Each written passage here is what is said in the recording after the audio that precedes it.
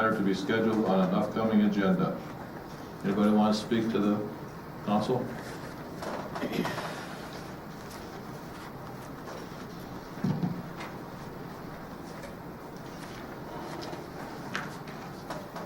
Robin Hensel, 807 First Street Southeast.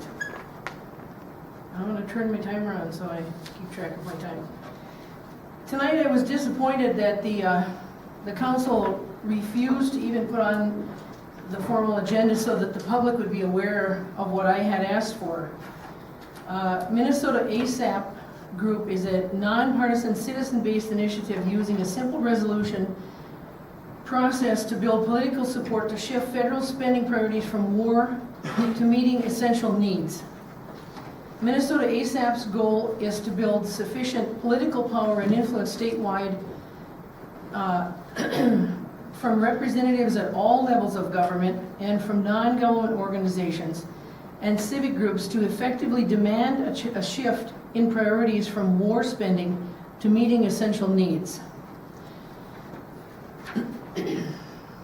Minnesota ASAP stands for Minnesota Arms Spending Alternatives Project. Minnesota ASAP's resolution, you can look it up on the computer yourself. The resolution states this: whereas in 2011, Minnesota government was shut down over disputes as to how to address a $5 billion two-year budget shortfall. And whereas Minnesota taxpayer spending for war exceeds the state's budget's deficits, and Minnesotans having spent nearly $5 billion to fund the Iraq and Afghan wars in 2011 alone, bringing total Minnesota taxpayer spending for those wars to more than $38.5 billion.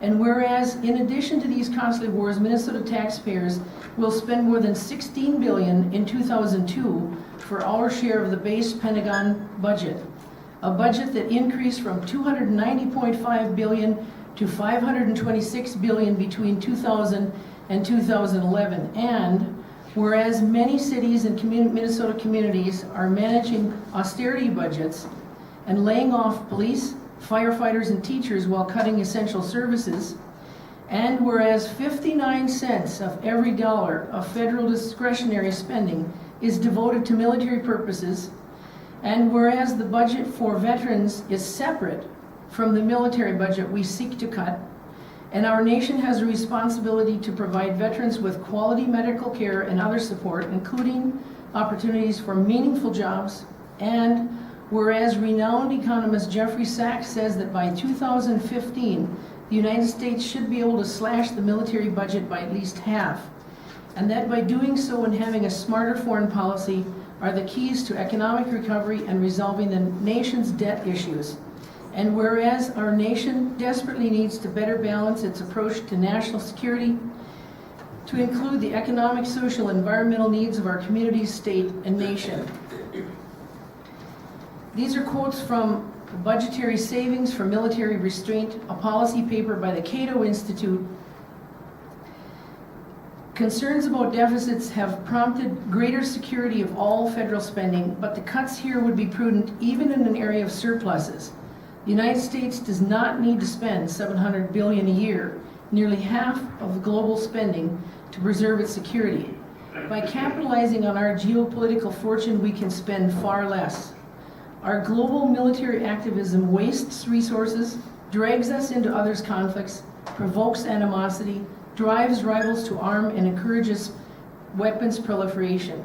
To date, the United States has spent more than $2.5 trillion on the wars in Iraq and Afghanistan, the Pentagon spending spree that accompanied it, and a battery of new homeland security measures instituted after September 11th.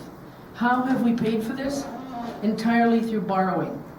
Spending on the wars on an added security at home has accounted for more than 1/4 of the total increase in the United States government debt since 2001. George W. Bush administration also successfully pushed to cut taxes in 2001 and again in 2003, which added further to the debt. This toxic combination of lower revenues and higher spending has brought the country to its current political stalemate. Even if we were to leave Afghanistan and Iraq tomorrow, our war debt would continue to rise for decades.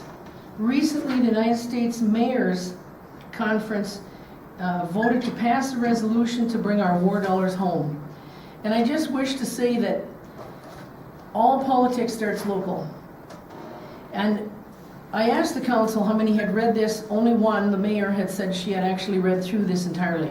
If we don't address things on a local basis, we are never going to get out of our economic fiscal quandary that we're in. It's wrong to do this to our children. Thank you.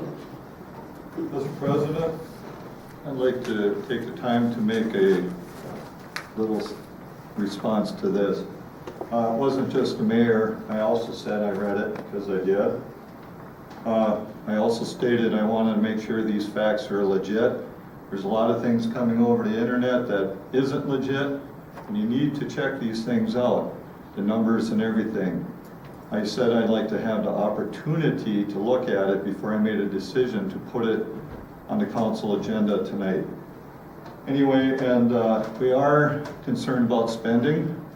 Every one of us, this affects all of us, but we're also concerned about our government surviving.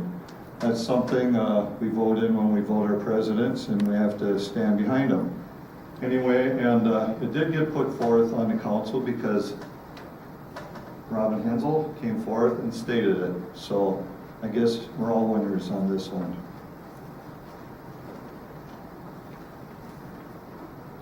Anybody else?